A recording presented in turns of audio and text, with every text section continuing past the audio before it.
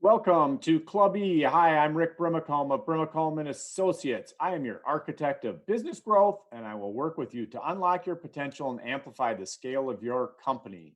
Today, we are talking about riding the wave or waves.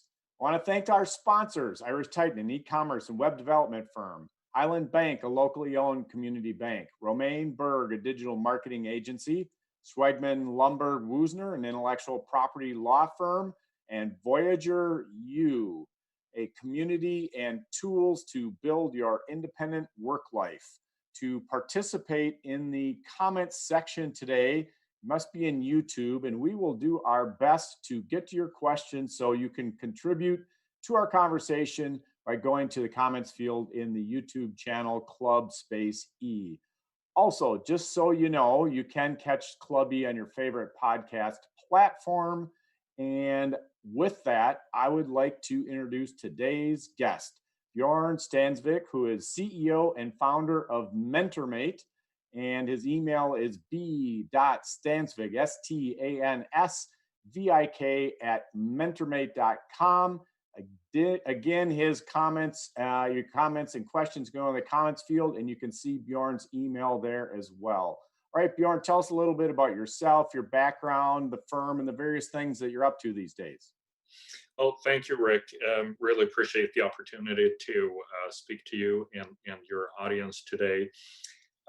I came over to the States about 20 years ago, immigrating from Sweden. I grew up there, middle class, and went to business, technology, and political science school, languages, and mixed a few things. But I got a bit restless because I felt the whole country was a bit like living at home with my parents. So I needed to get out. And I had been in America before as an exchange student and really liked what I saw in terms of opportunity, and just I felt more at home ideologically in America.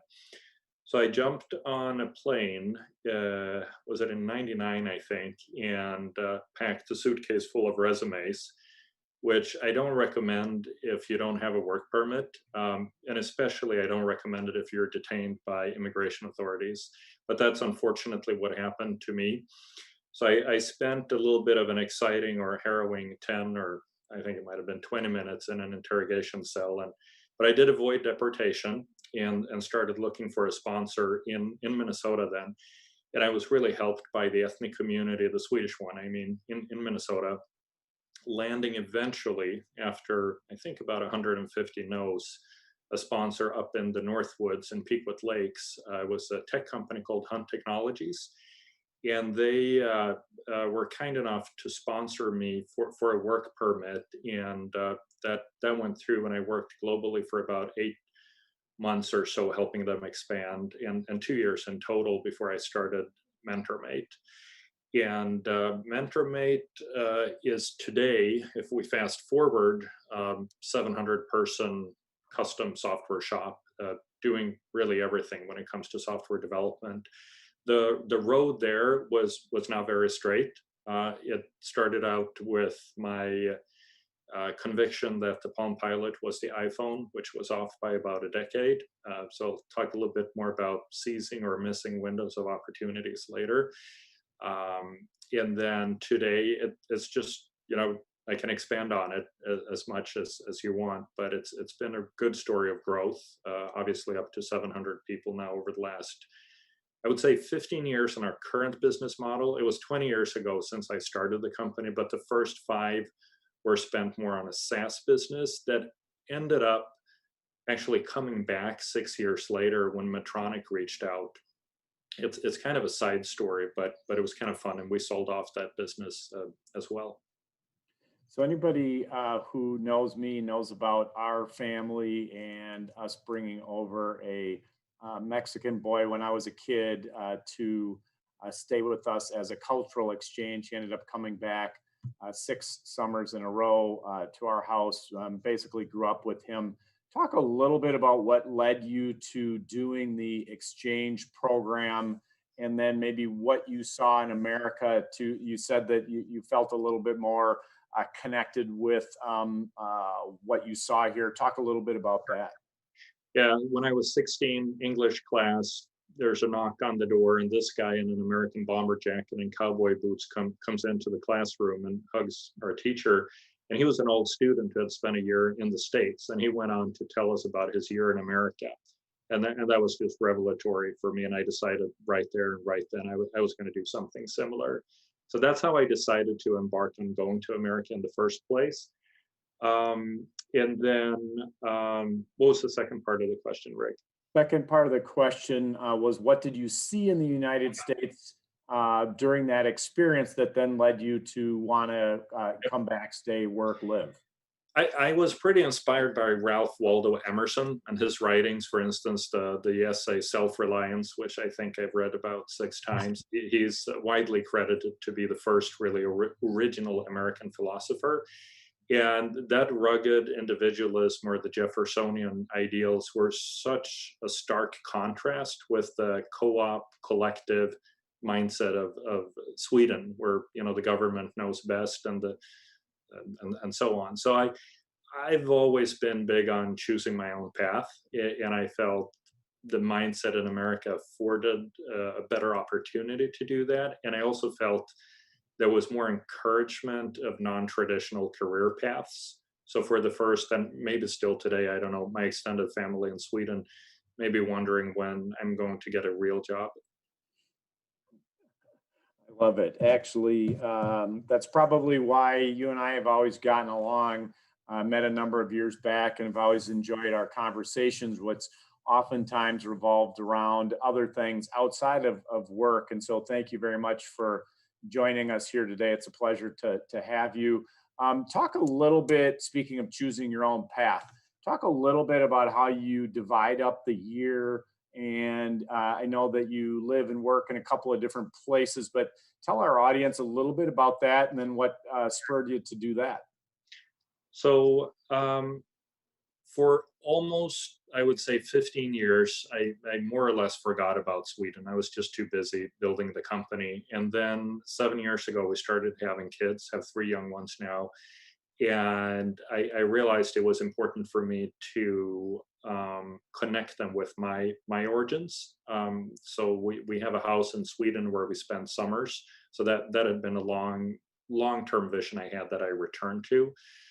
So that connection with the roots has been important. My wife is from Japan, so we sometimes spend the winter, or sakura as it's called in March, the cherry blossom season in Japan.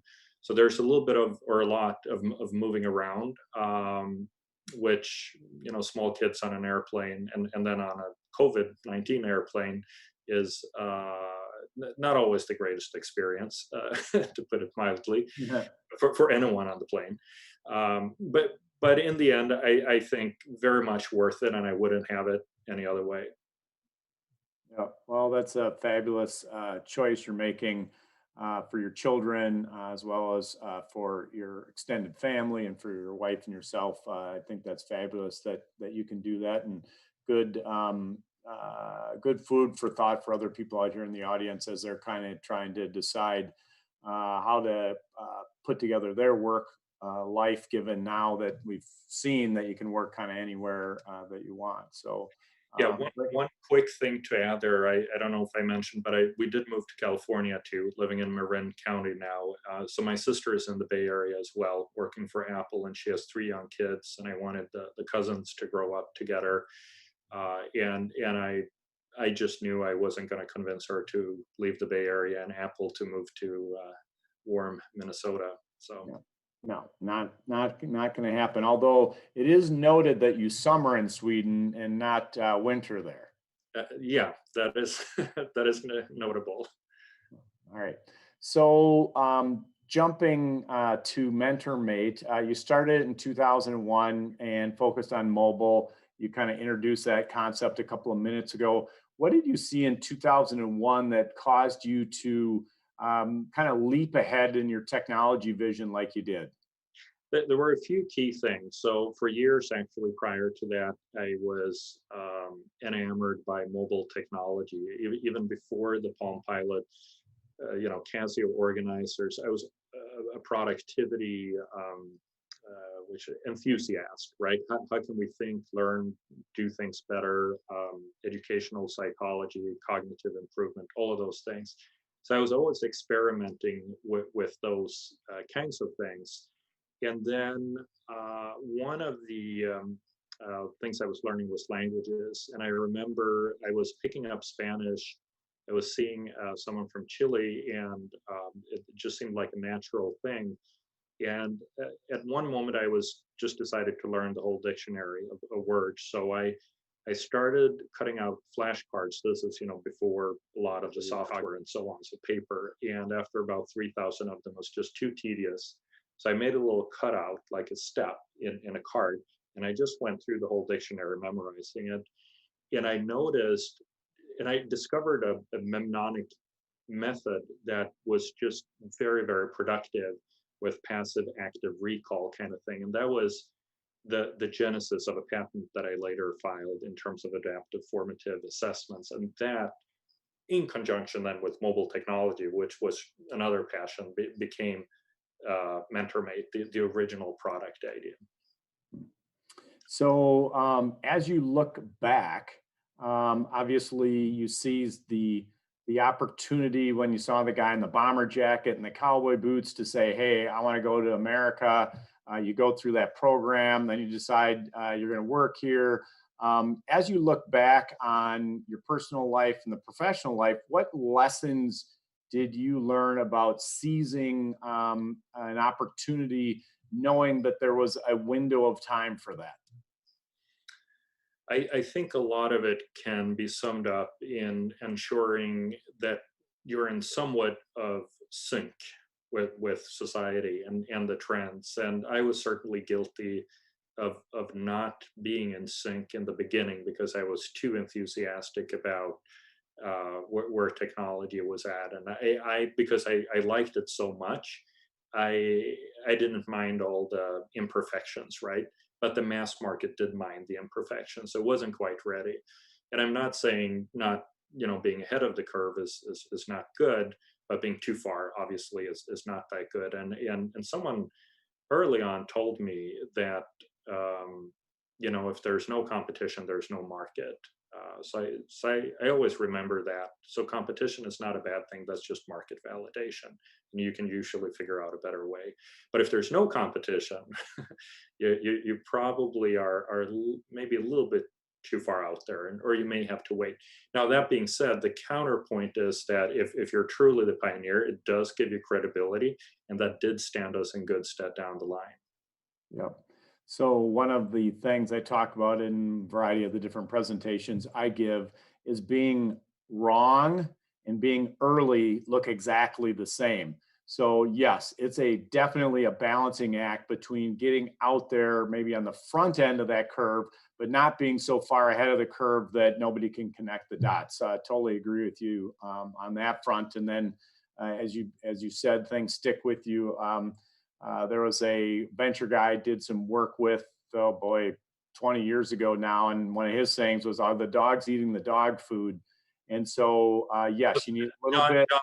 John Rollwagon by any chance? Actually, it was not John Rollwagon, but I interacted with John through other things. So was that one of his sayings as well? Yeah. I went up to the office there they had, and he asked, what's the minimum amount of money you need, Bjorn, to prove that the dogs eat the dog food? So it kind of stood out in my mind. Absolutely. And obviously good person for to talk about that, given his business track record. So you get in early, maybe too early a little bit, work things through. In hindsight, looking backward, would you have done anything different if you were to start MentorMate again? For me, that question is a real mind bender, and it becomes metaphysical, and I may be overthinking it, but I think MentorMate was at the time very much a product of its time. And I think, I worked with the knowledge I had and the resources I had. So, I had an advisor early on who said, Bjorn, you got to stop writing business plans and just go sell something. And my response to that was to fire him. which he still to this day will remind me of. It's actually in his LinkedIn profile. I won't name him now, but it's kind of funny every time I read it. But I said, no, I got to get it perfect. And I was just a big fan of perfection. And if I could just get that next feature or iron out that bug, I would overwhelm the market with the brilliance of my idea. And sometimes that can work. And it's just that knowing when will that dogged persistence win the day, and when are you just on a path or a rabbit hole and you really need to look up and pivot. In my case, yeah, it took 3, 4, 5 years for me to realize that and perhaps develop better listening skills. So, could I have started? The thing is that one thing led to another, and I met people along the way that provided rungs on that ladder. So I don't know that I would have changed that much. Certainly today, if I were to start a company, I would do it differently, and I have started a few more along the way. Not that it's all worked out that great. It's really still hard to start a company, and they're so different, and it's so situational. And I think many times it's a matter of putting yourself out there from a networking perspective and just being very discerning and looking for that asymmetric opportunity. And when you see it, having the discernment to just strike really fast and hard at that moment. And that's what I think experience gives you the ability to do. Sure. So reminder to our audience out there, if you'd like to submit questions, you can go in the comments field of our YouTube channel. Similarly, after the fact, you can go back to today's session, watch it on YouTube or the Club E website, or catch the podcast. So again, if you'd like to contribute to today's conversation, please put your questions in there. So we can't have any conversations in this day and age without talking about the pandemic and how everybody reacted to their COVID experience. But talk a little bit about how things unfolded at MentorMate. It's been almost a year now. What was going on at MentorMate roughly a year ago when the pandemic started? And then maybe now, how are things working, and how are you dealing with it a year later? Sure.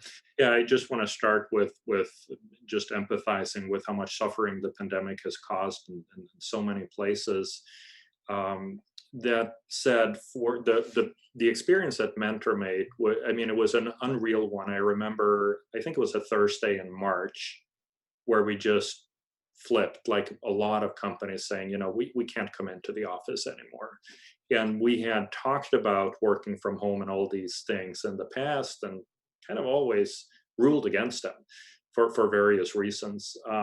But we made the decision to all work from home over the weekend. So come Monday the next week, it was mid-March, we were a remote company, and it took a lot of work, but it worked really smoothly beyond expectations. So it was a pretty seamless switch. Then I think we proceeded to lose about 7% of our revenue, more or less overnight. And the scary part from a business perspective was, of course, we didn't know, was it going to be 17% tomorrow? But then it stopped, and it just kind of kept steady for 6 weeks. And it actually climbed back. So I think over the course of maybe 6 or 8 weeks, we regained those 7%. And then all of a sudden there was a drop with 3 clients going bankrupt who had held on. And then it dropped again, another 7-8%. And then we took an approach of focusing on helping first, education, and focusing on existing clients. And we clawed our way back again. And then it just kept on going up and up and up. So we've never, from a business perspective, never done as well as we have now, just breaking record after record. And it's now an 18-month streak that really began pre-pandemic. So there are a few things I think we did right internally, focusing on a new approach to the market, efficiency, and business basics, right? Laying a foundation. So that has worked really well. And I think the reason being, and in hindsight, it appears obvious, but in a pandemic world, the world needs software more than ever. So we've been extremely busy. Yeah, and you touch on the front of end of your comments is a lot of suffering, a lot of people losing their jobs, a lot of families losing loved ones. So it certainly has been a very tough period. But I do agree for those of us in the technology world, you at MentorMate, me with my Brumacombe Capital portfolio companies. This journey to working at home and technology and software playing a bigger part in our lives have actually been good for a lot of businesses. Not that it's been easy and not that there hasn't been, as you said, a lot of suffering along the way, but for us in the technology universe, things have certainly been better than many other industries. So last I knew, you folks had about 600 employees. You mentioned now you're around 700, so that's 15% roughly higher than what I knew about before. So congratulations on continuing to grow and the business doing well.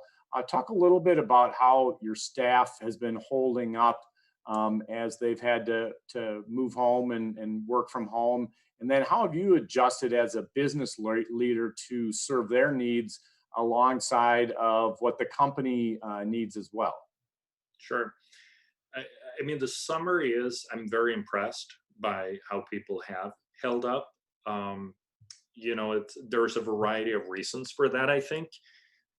Part of it is simply that, and this is based on surveys that we've done with our staff, that about half of the people, given a choice, pandemic or no pandemic, would rather work from home.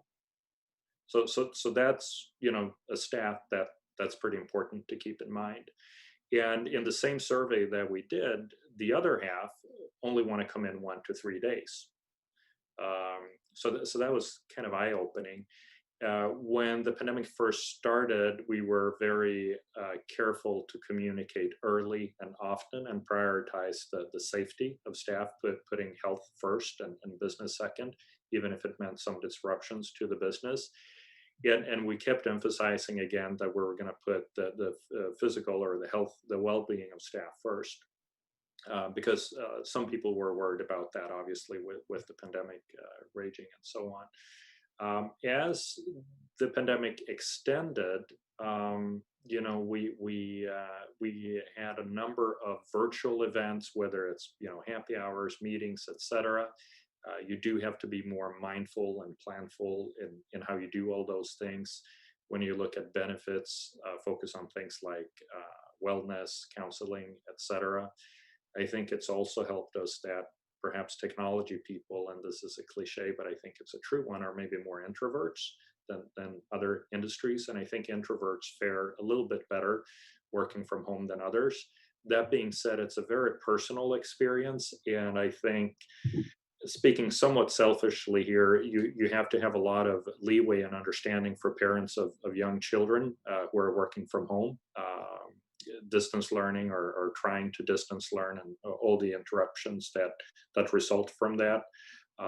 Other things that we've done is to invest in nicer equipments, whether it's ergonomic furniture, better laptops, etc. So, but I'm very impressed with how the staff has held up through this all. How about, and it's a question we've touched on a couple times with past interviews. What about trying to replace that water cooler experience, whether it's just bonding with your fellow employees or whether it's transferring knowledge, or what have you tried to do as a business leader to facilitate that kind of interaction that obviously you can't have now, but maybe you got a couple little tricks or tips that you can share with our audience? Well, I think they come in a couple of different shapes. So one of them is the more social one. So we've been experimenting with, online events that we've had game show hosts and so on, right? So it's not just, if you just have a virtual happy hour, I mean, you can only do it so many times, I think. But then have some sort of an online activity that is more conducive to the medium, if you will. So that has worked out fairly well. We had our company event, we called it the Big Great Indoors. So we sent care kits, physical care kits with, what was it? Well, I have it here actually. what does it say? Backyard bonfire. So we sent these little candles that make a crackling sound and smell like a campfire. And then that was part of the experience, the T-shirts and all the different little gift items there, along with the game and the game show host. So you have that social aspect where I think you need to try to go a little bit beyond. Then I think the business meetings, they do tend, at least in our case, to get shorter. So there's less of that social banter. And it is a bit of a challenge because you don't want it to feel forced. But I think you just got to be mindful to stick to that schedule and have a routine of making these meetings. And perhaps, and again, a lot of this is about balance. Sometimes you need to add some meetings, but you don't want to have too many of them or too long. So I think you can shorten some meetings, but then also add some with an explicit purpose of exploring something that's outside the rut of the everyday interactions. But honestly, we're still learning this, and I think a lot of companies are. And now we have in Bulgaria, where, by the way, 90% of our employees are, we do have 25% of people being allowed back into the offices. It's strictly voluntary, so it's probably more like 12.5%. But some of that is starting up again. Yeah, I was just going to ask that question. Thanks for bringing that up. So talk a little bit about your workforce and the various locations that they work in. Yeah, so we used to have 6 offices. Now we have maybe 200 offices, or 600 or 700, because everyone's working from home. But pre-pandemic and still now, and we will have offices. We have one in Minnesota, in Uptown, and then 5 in Bulgaria, covering that country really. And then we have a smattering. We have employees in 19 countries now, and that is something that began a little bit pre-pandemic, but certainly was accelerated by the pandemic in the sense that it's just leveled the playing field, I would say. So whereas before, if you had a remote person, that might have been the only remote person on the team, and they were, so to speak, on the outskirts. Now everyone is on the outskirts, so no one is on the outskirts. So that has really facilitated spreading wider. I think it's only 3% of the headcount that is outside Minnesota and Bulgaria, so it's not massive, but I expect that to go up to 20-30% over the next several years. The offices, we're going to keep most or all of them. We are probably repurposing them a bit more for client-centric experiences post-pandemic, community orientation, more hoteling, hot desking, all of that. Because if you do the numbers that I shared in my survey earlier, we're going to have about 25% of the physical load on the office again. And these are obviously multi-year leases, so you can't just snap your fingers and change them. But over time, I think if you look at square feet per employee, that ratio will decrease to maybe half of what it is today over the next 3-4 years. Okay. Talk a little bit about Bulgaria. How did you land there from a business perspective? You tied in Sweden, you tied in United States. So what led you in your business journey to Bulgaria? I met a guy in a coffee shop in Minneapolis on 34th and Hennepin, Dunn Brothers. And he had an American. He had lived in Bulgaria for years, helping them transition from a planned economy. In doing so, he stumbled across his epiphany and ventured into an ill-fated software adventure. And when I met him, he was broke and kind of living with his parents again and divorced and so on. But he said that the software developers in Bulgaria are really outstanding. And at that point, I hadn't found the right one in Minnesota. So I said, "Can I try?" And he said, "Sure. I'm broke. I'm done."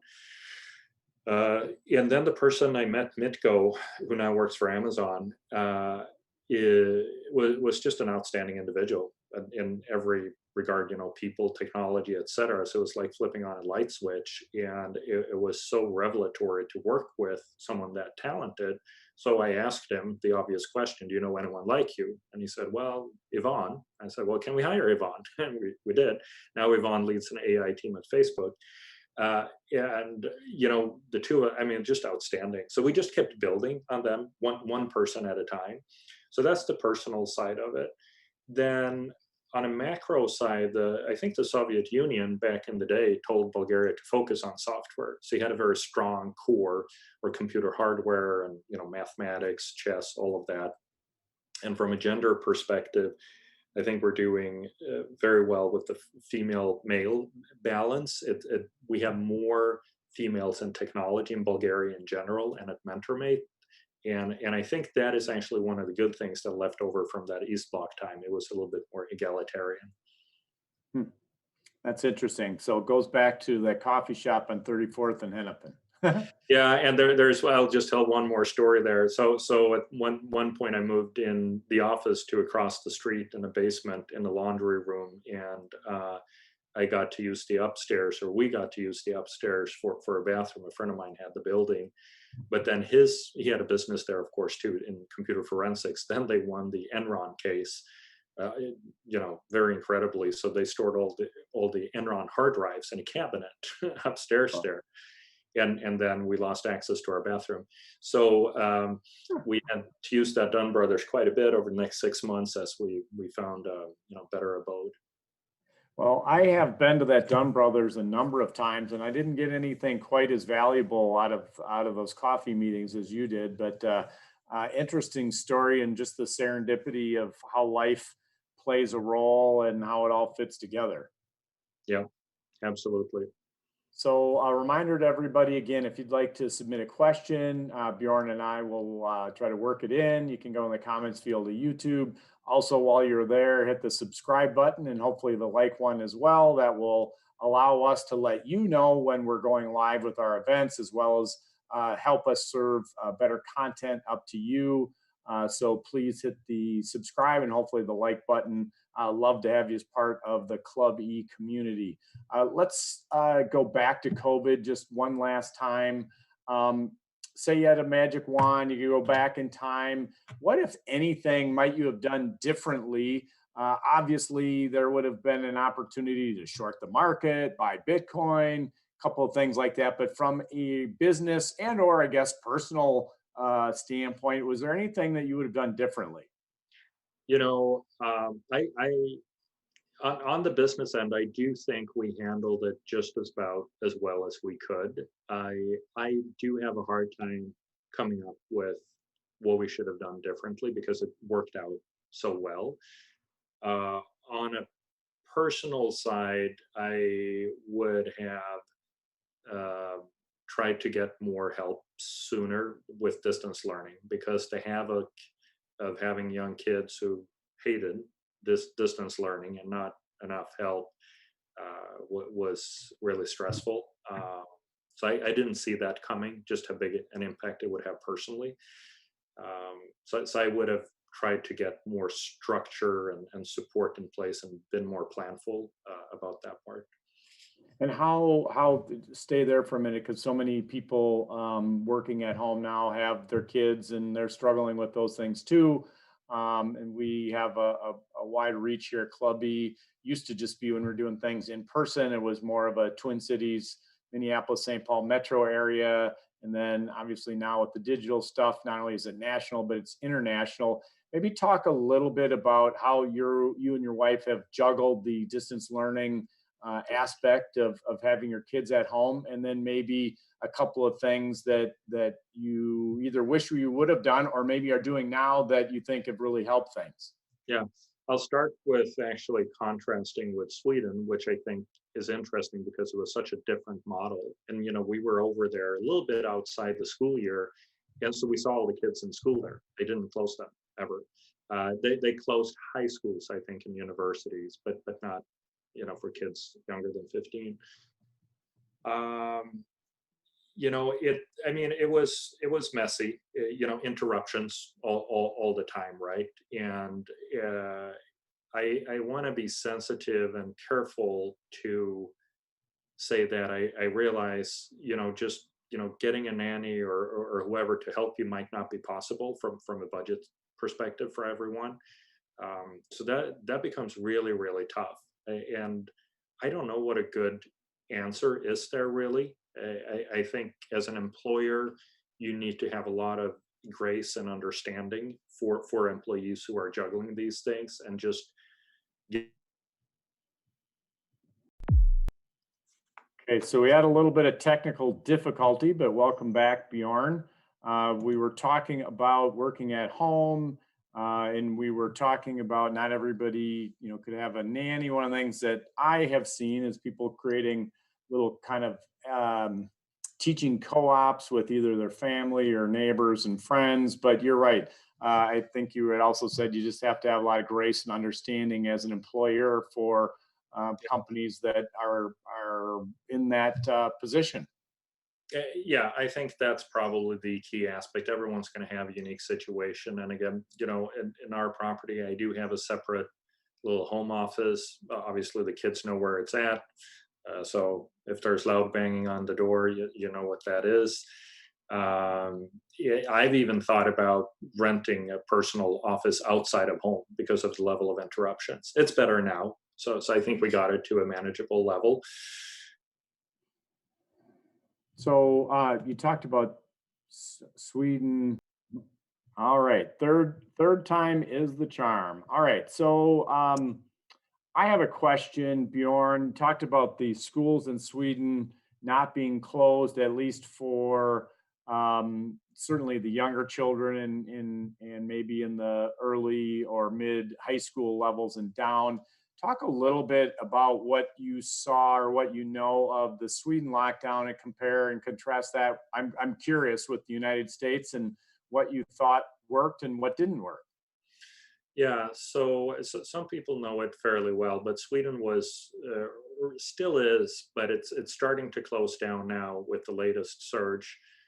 But for the longest time was very open, like almost a pandemic. I mean, everyone knew it was there, obviously, but they said just keep your distance, wash your hands, but more or less go about life as normal, right? And I've been following this fairly closely, and there was a big initial surge, but then in the summer, COVID-19 essentially disappeared from Sweden. I mean, there was almost nothing. It's hard to understand, and then it came back in the fall with a vengeance.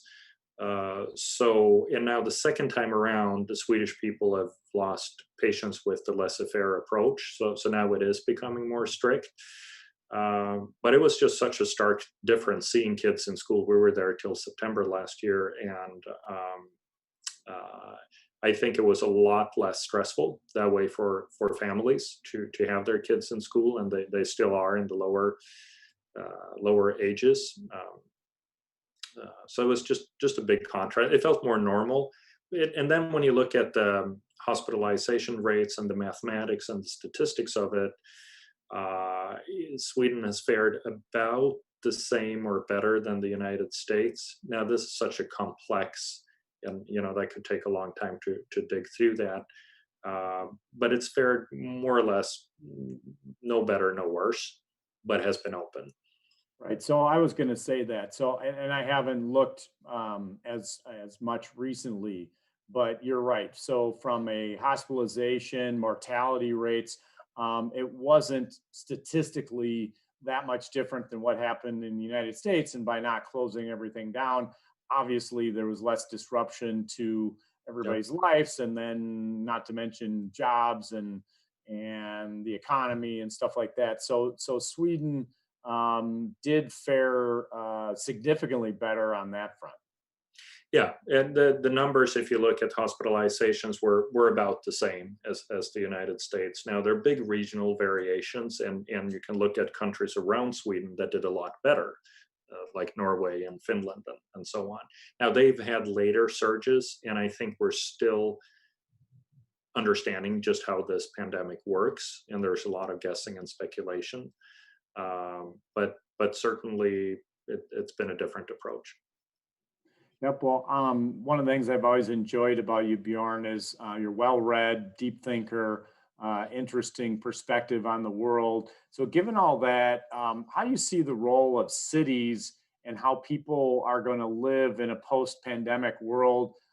You obviously have an interesting lifestyle where you're living in a couple of different places throughout the year. But where do you think people are going to live, and how do you think careers and the workplace is going to evolve compared to the pre-pandemic days? Yeah. So at the risk of being completely wrong, here's what I think. So I think that cities, um, and I'm close to San Francisco, so it's coloring me a little bit, but they will change. I think they have become perhaps a little bit less attractive to live in. And with the numbers of people who want to work from home and who will be allowed to work from home, I think the pressure on real estate in a place like SF will abate. I think the cities will become a little bit less intense, a lower pace a little bit as people move out. And you've seen those migratory patterns already play out in the Bay Area. So yeah, some people have left California, but those numbers are very small. But a lot of people have left SF and moved out to the outlying counties. And I'm not sure they're coming back. And certainly the offices like the big Salesforce tower downtown are not going to fill up in the same way they have. So what I see playing out is that you're going to have a glut of office space, and then you're going to have fewer people living in the city in a way. So some of them moving out. And there's a joke in SF saying, what does every 5-year-old get for their birthday present who lives in SF? And they say it's a new zip code. It's a Marin County zip code where the schools are better. So, and I think that's not unique to this area. And I think if you look at the homeless situation, and I have personal experience, I did a ride along with the Guild, a nonprofit organization in the Twin Cities, St. Paul, who deal with the issues of homelessness and mental illness. And there's obviously huge correlation between mental illness, substance abuse, and homelessness. But when you look at reintegration into society and avoiding visits to the ER and all of that, housing trumps everything else. If you can house someone, it just prevents so many ills. And if you take out the human aspect and you say, I don't care about people, but I care about what's effective, that's, I think, still more effective to house people.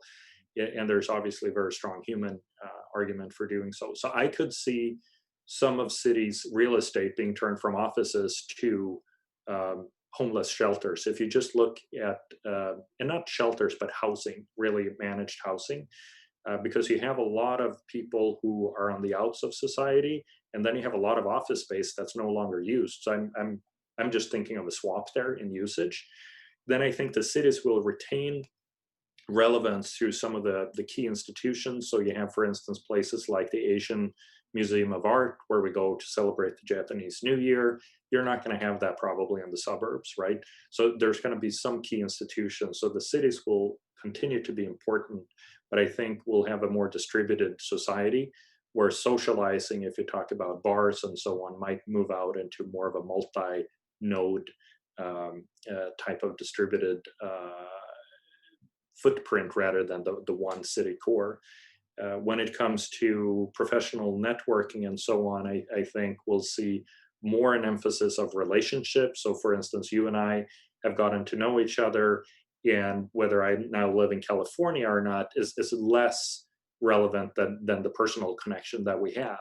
And then we're each nodes for each other's network. So things will spread more through a relationship network. So we'll have these super information relationships. And I think communities of interest will take on more of an importance. And what I mean there is that yesterday I was moderating a session with a global managing partner of McKinsey, and through a young professionals association in New York, actually a young Jewish professional association. So you have these linkages where one of the participants was, I think, the CEO of Rockwell, who was in Wisconsin, said, in the olden days, I would have looked at my calendar and see, when am I in New York City the next time? And then I would have tried to fill my calendar for the days in New York. Now I just look at what's relevant to me, and this event was relevant, so I'm participating, but I'm not in New York. And it's a little hard to imagine what that will look like, but I think we're going to find that relationships will just become more important than ever. And what is a sustainable community of interest? Because we only have so much time, so you can only know so many people. So you have to be very, I think, discerning and have really good judgment in terms of who you associate with. So tie that into our next question, because yes, there's only so much time in the day. You need to build your network thoughtfully and consciously as in terms of what you're going to learn, who you're going to meet, how can you add value to the universe or the community. So there's a lot of different things playing there, and you've had a couple of interesting twists to your life and career journey. As you look backward, was there something that you learned along the way that you wish you would have learned a little sooner? Yeah, I think the word I would use is discernment and signals. And what I mean by that is there's so much information in every interaction, in every article you read. And of course, you need to expose yourself to a volume of viewpoints and so on. But assuming the volume is there, I think it's really beneficial to think deeply about what does an interaction mean. And I'll use one example where I missed signals, and that is the Minnesota nice. Oh, that's interesting. So people told me, that's so interesting what you're doing, Bjorn, for the first several years. And I was so encouraged by that because it was interesting, right? That's great. No, that's just Minnesotan for no. And that interesting doesn't pay the bills. So when you get, maybe 5 or 10, oh, that's so interesting what you're doing comments, you really should say, okay, this is not working, right? What's the discernment? How do you listen to that signal? What are people really saying? And listening very, very intently and thinking deeply about it and saying, what does this really mean? How do you interpret what you're hearing? I think I wish I would have been more astute and learned quicker that way, because I was misinterpreting some signals, and that I think slowed down the growth. So curious, as you now have lived and worked in other parts of the world, that Minnesota nice kind of thing, are there similar kind of idiosyncrasies of being in Sweden or being in Japan or being in Marin County or any of the other places or Bulgaria that you've either worked or lived? Yeah, yeah, and it's so hard to summarize a nation, of 300 million or 120 million, as the case may be, but absolutely, yes, is the answer. So in Japan, it's so much is understood, it is unsaid, it's contextual, it's about not losing face. It's, I mean, there it's even more important to read the hyper subtle clues. I mean, America is easy to read in that sense.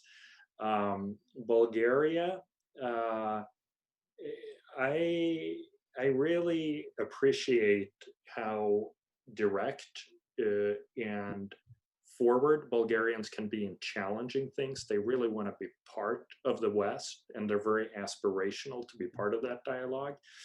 And they're very quick to provide feedback. Now, they can be a little sensitive in receiving it. So you got to be mindful of that. And then you have little idiosyncrasies like this means yes in Bulgarian, and this means no. So when you're on a video call with a Bulgarian, keep that in mind. But here's the twist: half of them, in our case, are so used to dealing with Americans, so they have adopted the Western way, right? So you don't know it. So don't watch that. Uh, when it comes to Swedes, I'm so critical of many things in Sweden, but I'm also very appreciative and proud of many others. I think the Swedes are fairly indirect. I think they're similar to the Minnesota nice there. So it was very easy to translate, although I still miss the Minnesota nice interpretation. Um, so yeah, Sweden's very heavy on consensus. Things take a long time to develop that consensus. It's so slow. And the American part of me gets so impatient with the Swedes. But to their credit, once they have aligned, there's very little wasted motion, right? Now everyone is pointing in the same direction. It was very well thought out, and there's just not a whole lot of wasted motion. So their slowness, they make up for their slowness by no wasted motion. So I have to ask, I'm about 3/8 Norwegian. Does that create any bad blood between the two of us? Because I don't think you knew that before, but I have to put it out there. Yeah, no, it makes it difficult to continue the interview, quite frankly. No, it's, I have a flag outside my office, which is the flag before the dissolution of the Swedish-Norwegian Union in 1905. Okay. So Norwegians wouldn't like that flag because Norway was under Swedish dominion at that time. Obviously, it's a very close relationship. I understand Norwegian. They understand when I speak Swedish as well as Danish. There's so many similarities, but also differences, right? So if the Swedish approach is consensus, I think that's less prevalent in Norway. I think they're more about it's more project based there. They're a little bit, I think, less afraid of having open and frank discussion than Swedes are. No, I get along just fine with Norwegians. All right, just wanted to put that out there. Full transparency. Yep. All right, so we're aiming towards the finish line here. Thanks to our audience for their patience today. And thank you, Bjorn, for spending your time with us. To kind of summarize our conversation, or to give the audience one key takeaway on our talk today, what would that be? I think it's what I mentioned before about discernment and listening, and just being that there's so much information again in every interaction, and just think deeply about what it all means. Because if we just spend some more moments in reflection, we can save years, literally. At least in my case, I could have, as I look back, the lessons were there, the signals were there earlier than I thought. And if you can, read those tea leaves a little bit sooner, you can just save yourself so much time. Very good. Bjorn, thank you for joining us, founder and CEO of MentorMate. If somebody'd like to reach out to you, how can they reach you, Bjorn? Email is great. I think that's probably the best, or a LinkedIn message. And then remind everybody about your email address. So it's b.stansvik at mentormate.com. Okay. Bjorn, thank you very much for joining us. Appreciate it. Look forward to having you back again, and appreciate your willingness to finish out the interview once you found out that I was 3/8 Norwegian. You're welcome. All right. Thanks, Bjorn. Yeah, bye.